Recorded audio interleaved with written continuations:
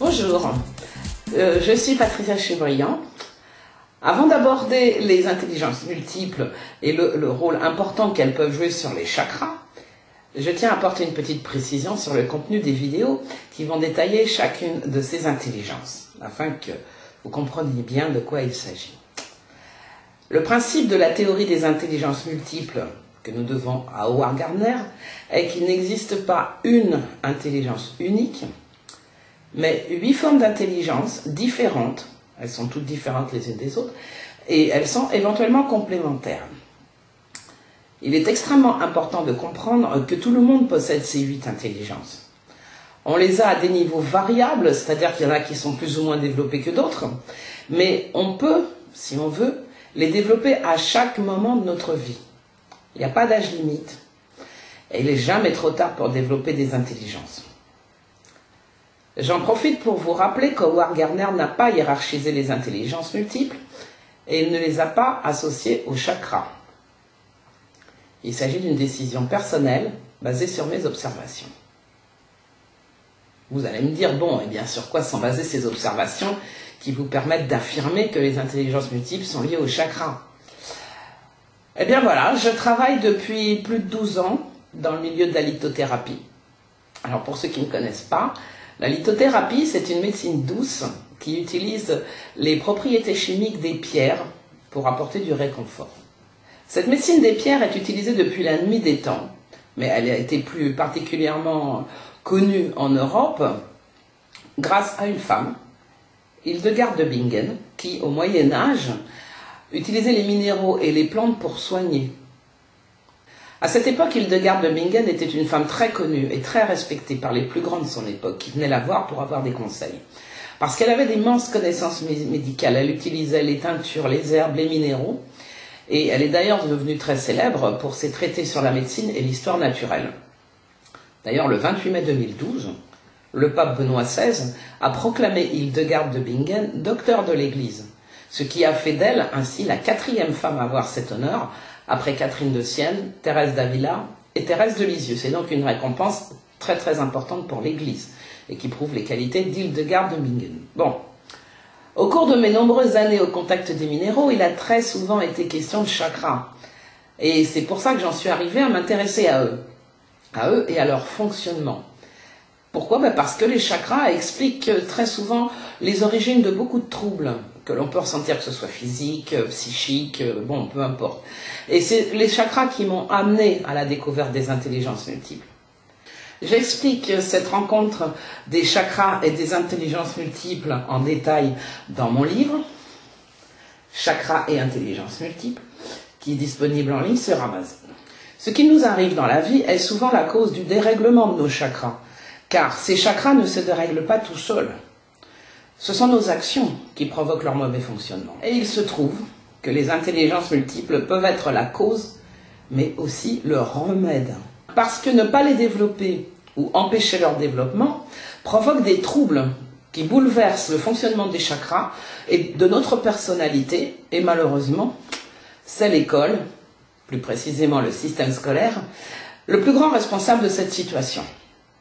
Pourquoi? Eh bien, parce que l'école ne valorise que 2 intelligences. L'intelligence verbale linguistique, c'est-à-dire le français, et l'intelligence mathématique logique, c'est-à-dire les mathématiques. Le reste, art, sport, musique, peinture, découverte de la nature ou de l'environnement, etc., n'a pratiquement aucune valeur dans le programme scolaire.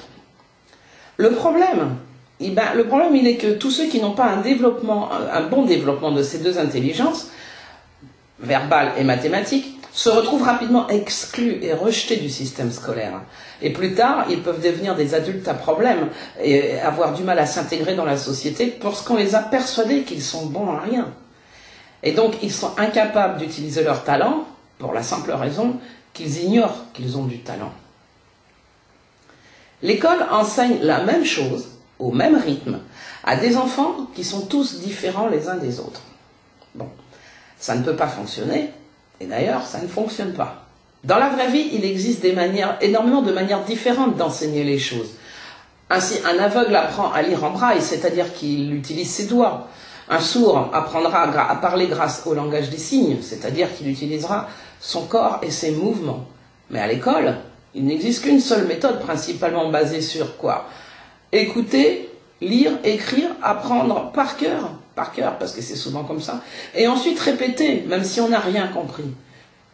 De cette façon, ceux qui ont des problèmes pour lire, écrire ou mémoriser se retrouvent rapidement au fond de la classe.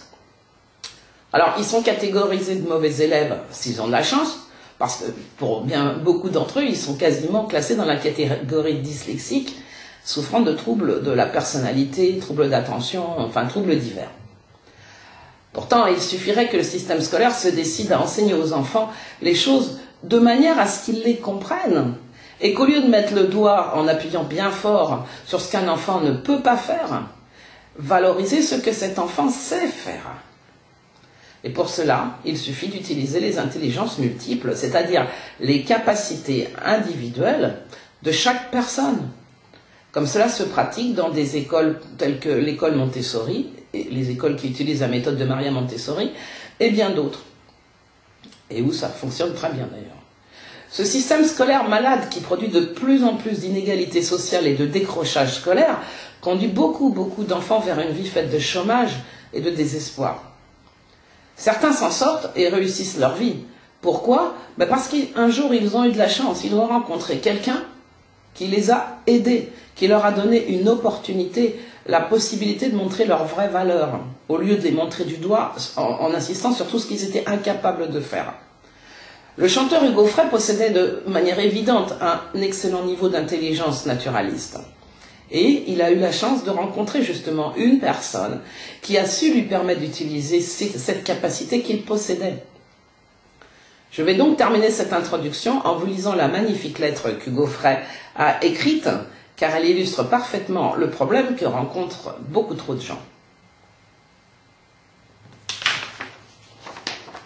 Ce message s'adresse aux petits garçons et aux petites filles qui ont le sentiment d'être inférieurs aux autres parce que, simplement, ils ont une tendance naturelle à inverser les signes.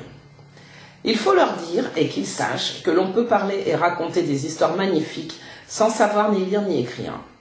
Il faut leur dire et qu'ils sachent que l'on peut jouer de la musique, chanter et danser sans savoir déchiffrer le solfège.